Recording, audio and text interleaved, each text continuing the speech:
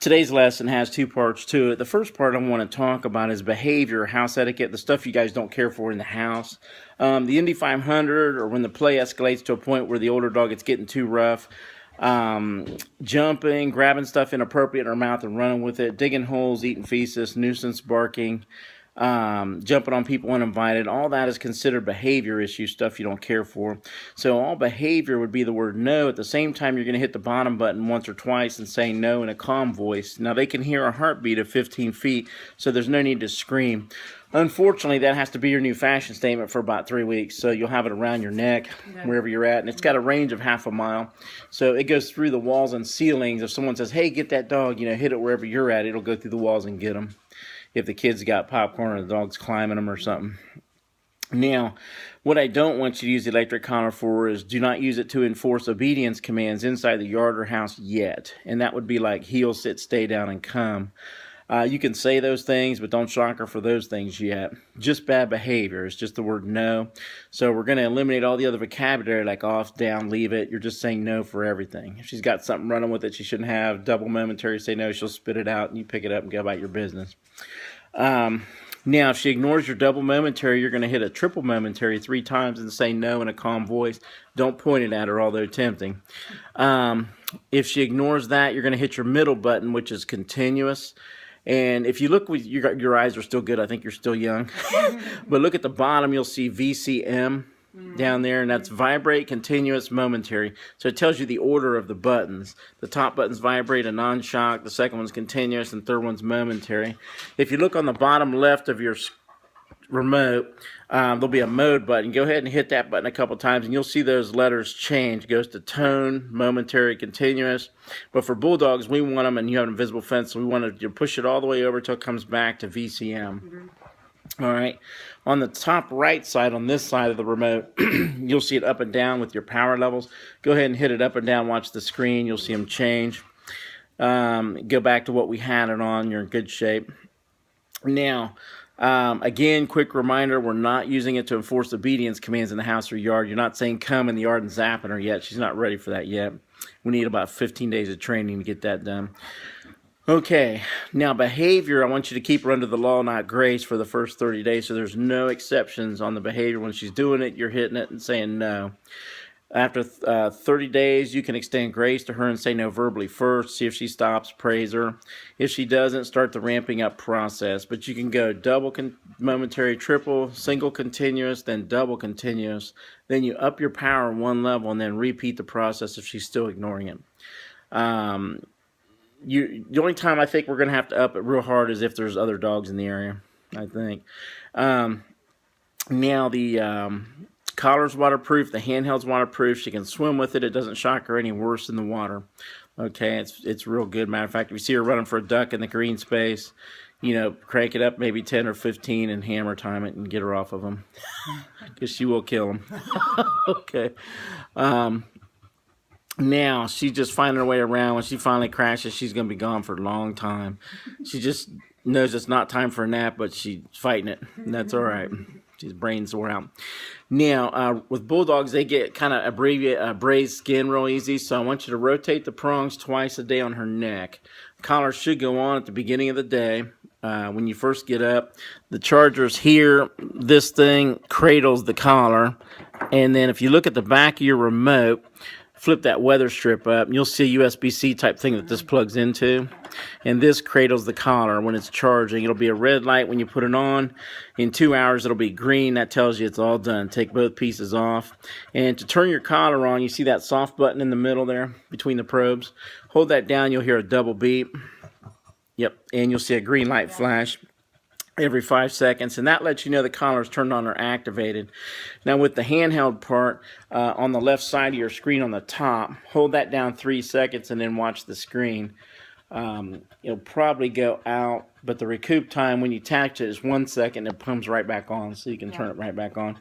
But that's how you turn or activate the collars in the morning when you first get up.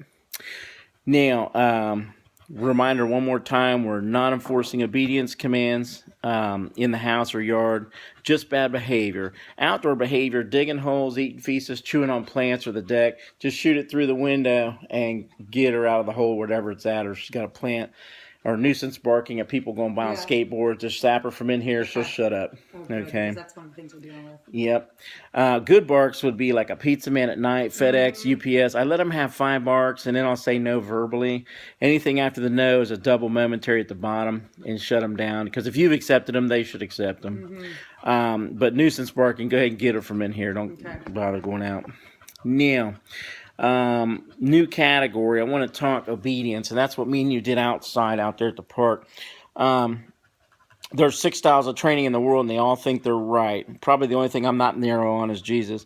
But but as far as mixing styles to get the best results for each breed, I love doing it. So today we did upland game or hunting type training where the dog has to keep a perimeter. You'll see it on ESPN in the mornings on Saturdays. The guy blows a whistle, and the dog turns and goes the way they're going in the field. If he blows it twice, they come and sit. And if they're out too far, they use a word called whoa, and the dog waits for them to catch up. Okay, same technique exactly we used today, but we shrank your grid instead of 30 yards to 20 feet, and then we substituted verbal commands instead of the whistle. What it will give you is great off-leash control in any of these parks in about 10 or 15 days of training. Not convinced of her dog aggression yet, but we'll get that fixed to make sure that's good toward the end of this.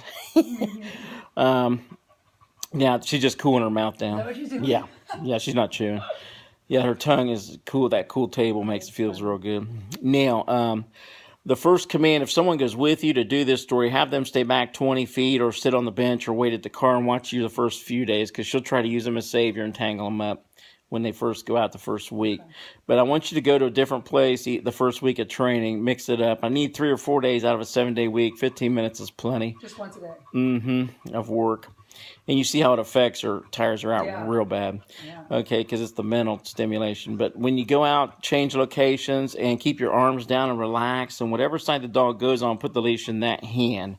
And then the first command I want to talk about is her name. When you initially step off, I want you to say her name kind of upbeat or change directions. You're saying her name. And then add words of affirmation or encouragement like hurry, hurry, that a girl, let's go, giddy up, chop, chop. And be her biggest cheerleader. Breathe life into her with your words. When you say her name and cut, she should turn and go very deliberately the way you're going. If she has a slow or no response, I want you to hit the momentary button twice and say her name again. And you'll see her flex a little bit, but if she's on a good smell, you're going to have to get her pretty good. If she ignores that, hit 3 times. And keep in mind, this is a moving command, so you don't stop to push the buttons. Do it as you're walking. Timing's not terribly critical. If it takes you a few seconds to get the right button, it's fine. She's not going to forget what it's for. If you go triple nick, momentary, and she's blowing you off, hit continuous 1001, say her name again. She blows that off, go 2 continuouses. If keeps going, up your power 1 level and repeat the process. But it's her name in an upbeat, friendly voice, not militant or punitive. And keep in mind, her name is a moving command, so you don't stop to push buttons. You do it as you're walking. I don't think she's going to shove the envelope from what I saw today. You can go ahead and hit the top button, vibrate now, and just say no to her. Hold it down 2 seconds. No. She's like, huh? So oh, yeah. Do it again. Hit the bottom button, say no. No. There you go. Got a little popcorn going on you, didn't we? Yep. Okay. And your voice will be real calm after a couple days. You'll be fine. You don't raise it. Just like we're talking. And that's what's happening. Kids screaming. Yep.